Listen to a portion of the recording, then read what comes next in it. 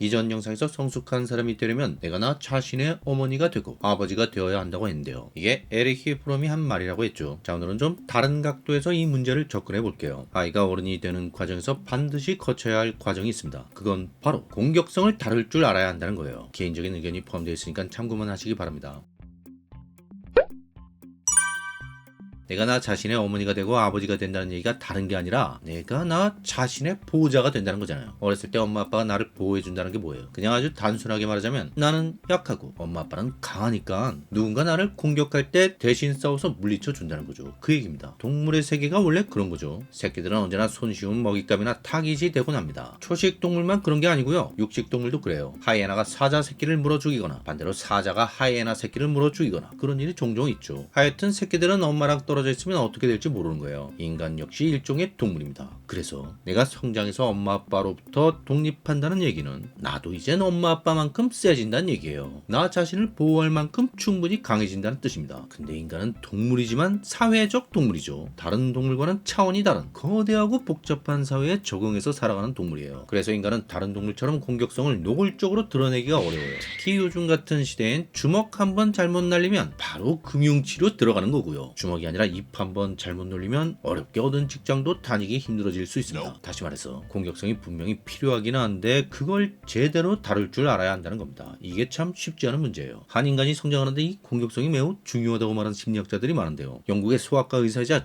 정신분석학자인 도널드 위니콧도 그중 한 사람입니다. 이분이 한 얘기가 뭐냐면요. 애가 공격성을 보이면 그걸 버텨주라는 거예요. 그래야 아이가 자신의 공격성을 다루는 경험을 하게 된다는 겁니다. 자, 좀 어렵죠. 이게 무슨 얘기냐면 애는 원래 그렇다는 겁니다. 공격성이 있는 게 당연하다는 거예요. 근데 여기서 위니콧이 말하는 아이는 주로 아주 어린 아이, 말하자면 엄마 젖도 못 된 아이, 혹은 이제 막 걷기 시작하거나 이제 막 말을 배우기 시작한 아이, 이런 아이를 말하는 겁니다. 우리가 기억하지도 못하는 아주 어린 시절의 꼬마아이를 말하는 거예요. 그런 아이도 공격성이 있다는 거죠. 보통 아이들을 천사라고 하는데 아닙니다. 그게 진짜라면 육아가 왜 힘들겠어요. 아기가 격렬하게 울고 닥치는 대로 죽이고 깨부술 것처럼 분노해도 주변 사람들은 침착함을 유지하고 상처받지 말아야 한다. 쉽게 말해서 애가 막 발버둥치고 뒹굴고 집어던지고 때리고 물고 차고 아주 발악을 해도 그냥 그런가 보다 하라는 거죠. 정상적인 성장 과정의 일부라고 받아들이라는 거예요. 자, 혹시 오해하지 마시고요. 애는 원래 그런 거니까 그러든 말든 내버려 두라는 얘기가 아닙니다. 다만 애가 그러든 말든 흔들리지 말라는 겁니다. 당황하지도 말고 화를 내지도 말라는 거예요. 그럼 애가 그걸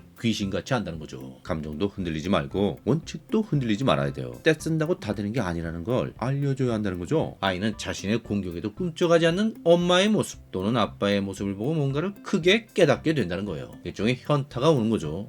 내 마음대로 안 되는 게 있네. 이게 뭐지?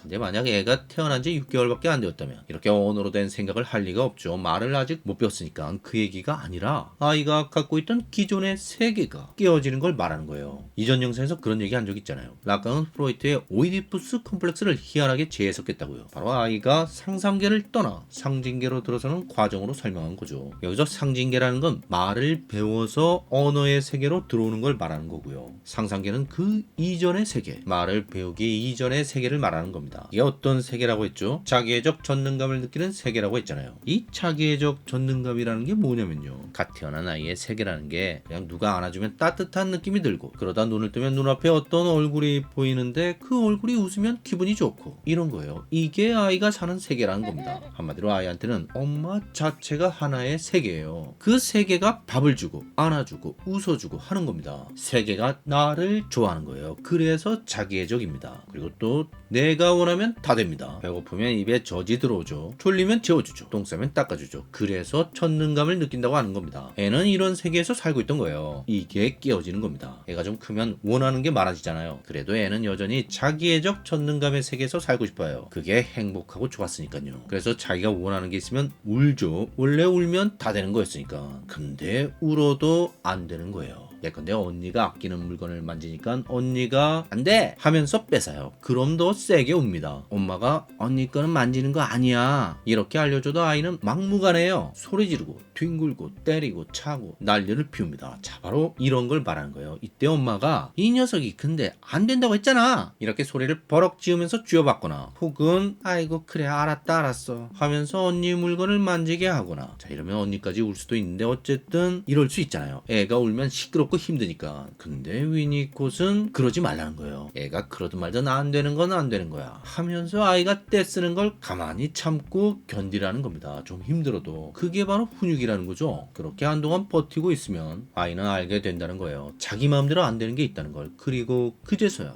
엄마와 내가 다른 존재라는 걸 알기 시작한다는 겁니다. 자, 이게 무슨 얘기냐면요, 상상계에서 아이는 엄마와 자신을 구분하지 못해요. 원래 아이에게 엄마는 세계라고 했죠. 세계와 내가 하나로 통일되어 있는 거예요. 그리고 그 중심은 물론 나입니다. 다시 말씀드리지만 아이는 자기애적 전능감의 세계, 쉽게 말해서 내가 원하면 이루어지는 세계에서 살고 있던 거예요. 이 세계가 그냥 조용히 시간이 지나면서 자동으로 사라져 주는 게 아닙니다. 아이 입장에서는 필사적으로 그 세계에 머물려고 한다는 거죠. 근데 그게 안 되니까 그런 공격성이 나온다는 겁니다.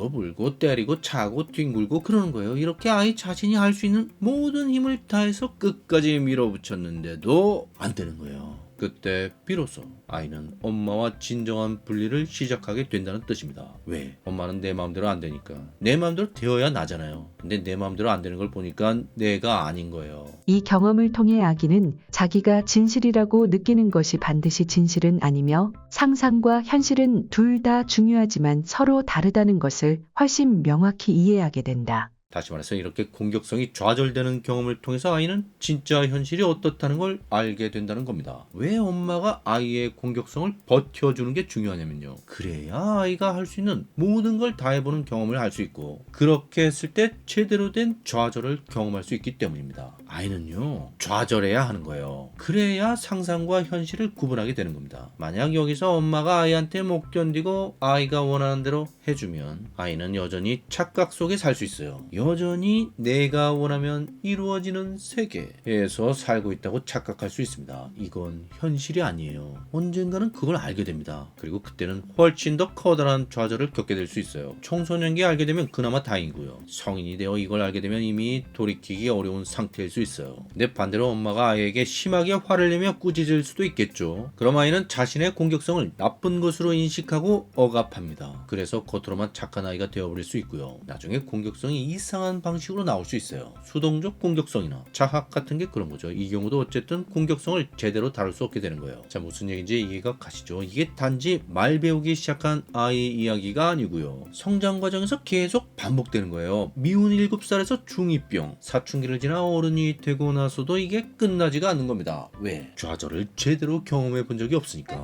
나이가 먹을수록 더 힘들어집니다. 당연하죠. 아기였을 때는 그래봤자 아기잖아요. 2살짜리 애가 때리고 차고 그러면 그게 아픕니까? 근데 초등학교 고학년만 돼도 그렇게 하면 상당히 아픈 거예요. 중고등학생 되면 이제 뭐 성인이랑 별 차이가 없죠. 이렇게 커버린 상태에서 좌절을 제대로 경험하는 건 대단히 어려운 거예요. 여기서 말하는 좌절이라는 게 아이가 울고 불고 뒹굴고 차고 때리고 하다가 결국 지쳐서 이건 안 되는 거구나 하는 걸 알게 되는 걸 말하는 겁니다. 이걸 성인 버전으로 경험한다고 생각해보세요. 끔찍한 겁니다. 아니, 누가 얘네들의 공격성을 받아주면서 안 되는 건 안 되는 거란 진짜 현실을 강하면서도 따뜻한 말로 가르칠 수 있겠어요. 부모도 못하는데. 그렇죠. 다 피해버리는 겁니다. 그래서 교정이 힘든 거예요. 결국 갈 때까지 가는 거죠.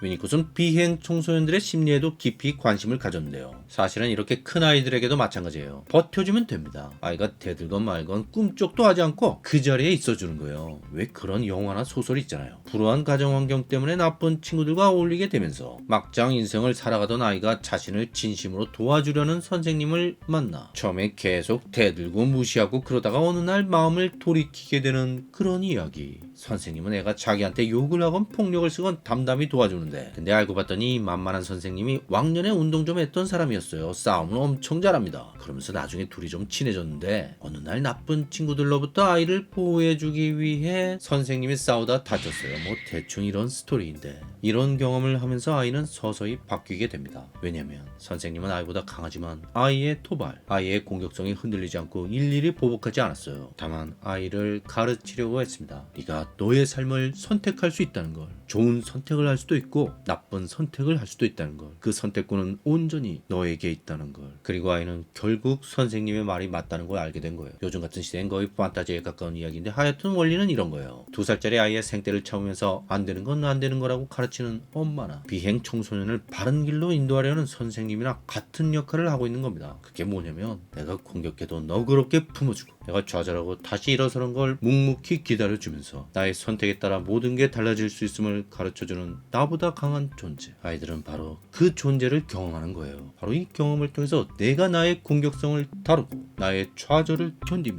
스스로의 삶을 선택하면서 실제 현실을 살아낼 수 있는 겁니다.